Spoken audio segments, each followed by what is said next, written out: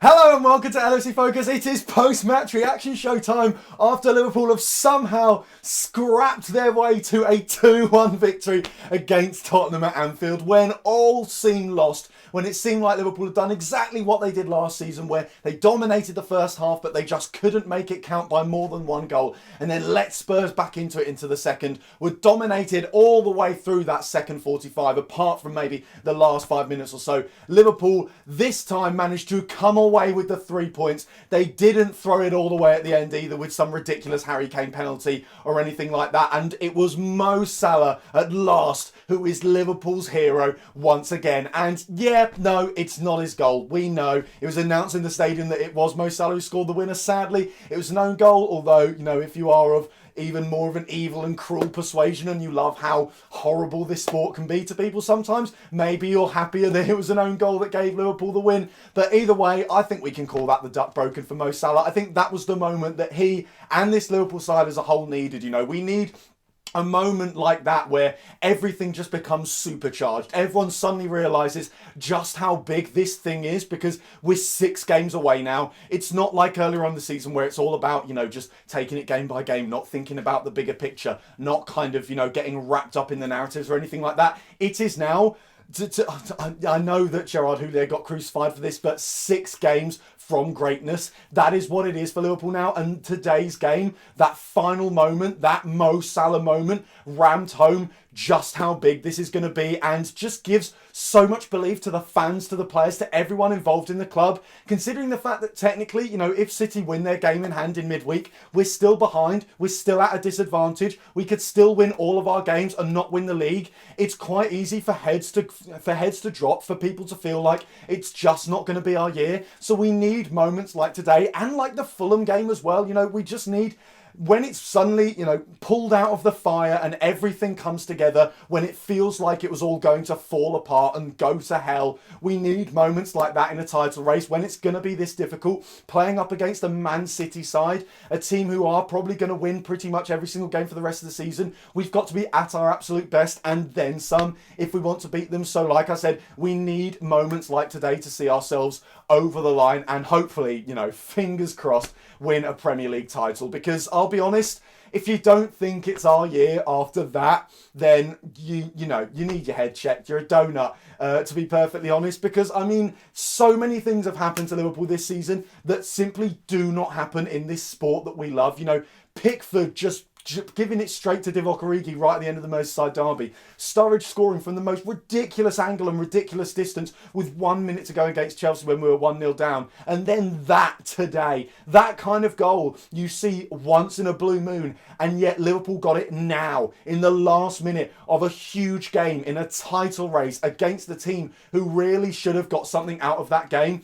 Liverpool got it then, and there have just been far too many moments like that this season for me to not feel like everything's going our way. And yet you can argue that we're still, like I said, technically behind Man City if they win their game in hand. You can argue that things aren't going our way in that regard. But if you're not believing off the back of a game like that, then you're never going to believe, because that really felt like a huge statement. Because Man City's players, they will have been watching that game and they will have been cheering for that Spurs equaliser, and they will have been probably not even hoping but believing that Spurs could see it home with a draw, because it didn't look like we were getting anything out of that game in the second half, and it will have killed them. It will have absolutely killed them to see a goal like that go Liverpool's way in the very final minutes of the game. So yeah, that was absolutely phenomenal. I mean, apart from the goal itself, there are quite a few things about the game that I don't think many of us are going to be happy about. Certainly, maybe the first half performance, things pretty much went our way. You know, we took advantage of Spurs' rather odd 3/5 at the back system really, really well. And I like what we were doing there. The full-back play was absolutely fantastic. They exploited it brilliantly. Given that we probably didn't know for sure that Spurs were going to play that system, Liverpool pretty much from the get-go, from the first whistle, looked prepared to take them on and tactically outwit them. And I thought that was absolutely fantastic. It's evident that Jurgen Klopp probably worked all the way through this week, and of course the international break as well, and probably will have had to keep in touch with the players throughout the break as well, the ones who are away with their international sides. to make sure that they know exactly what we're going to do in this game, because he must have prepared to face multiple Spurs systems. You can tell also from the way that we changed formation multiple times in the game. We went to a 4-2-3-1 in the second half. We then essentially went to either a 4-4-2 or even a 4-2-4, you can call it, in the last 10 minutes or stuff like that. So multiple times Jurgen Klopp clearly had a plan up his sleeve that he had put together in advance, and I think that shows that he is now ready to knuckle down and prepare for the title race. It's no more, is it about the long haul and the process and trying to grow the club long term? That can come later. We can think about that next season or in pre-season or over the summer or anything like that. For now, until the end of the season, it is all just about knuckling down, that siege mentality, and just winning the games in front of us. And he seems to be coming up with multiple ways to do that, whether it's certain kind of substitution combinations like, I think bringing on Fabinho and Origi was a masterclass. It's a substitution that I think most of us wanted to see to fix the midfield and to just give us a little bit more impetus, drive and direction going forward. Origi,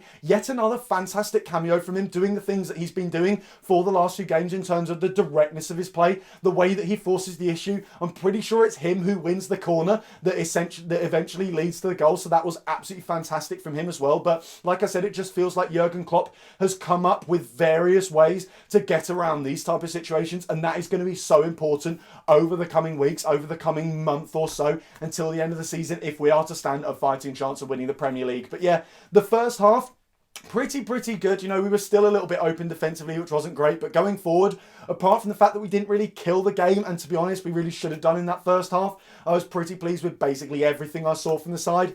In the second half, we just allowed Spurs to dominate, and you don't do that against this Spurs side. We only have to look to the game last season at Anfield to see how that is a terrible idea, because once Spurs started dominating the ball, they ran the show for the second half at Anfield last season, and they basically did it again this time around. We just shot ourselves in the foot, and it's weird that happened, because for all you can say about the midfield we played today and the criticisms you can lay upon them, the one thing that normally works out in their favour is that they are able to control the game defensively and manage it and not allow things to get away from them. And that just wasn't happening today, which is really weird.